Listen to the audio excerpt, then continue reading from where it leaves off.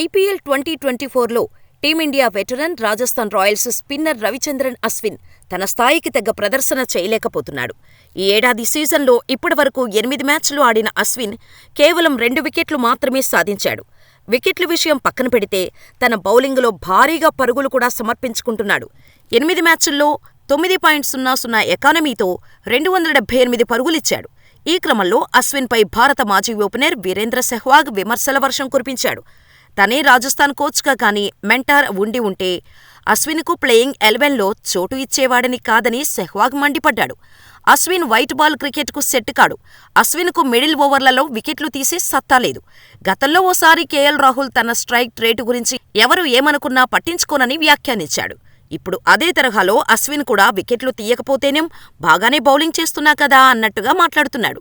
అశ్విన్ ఈ ఏడాది సీజన్లో ఇదే ప్రదర్శన కొనసాగిస్తే వచ్చే ఏడాది మెగావేలంలో ఖచ్చితంగా అమ్ముడుపోడు. ఏ జట్టైనా బౌలరును సొంతం చేసుకున్నప్పుడు అతడి నుంచి వికెట్లు ఆశిస్తోంది. అంతే తప్ప 4 ఓవర్లలో 25-35 పరుగులు ఇస్తే చాలు అని ఏ జట్టూ అనుకోదు. 2 లేదా 3 సార్లు మ్యాన్ ఆఫ్ ద మ్యాచ్గా నిలవాలని ఏ ఫ్రాంచైజీనా భావిస్తోంది. అతడి సహచరులు చాహల్, కుల్దీప్ యాదవ్ ఈ ఏడాది సీజన్లో అద్భుతంగా రాణిస్తున్నాడు. కానీ అశ్విన్కు వికెట్లు పడటం లేదని సెహ్వాగ్ పేర్కొన్నాడు.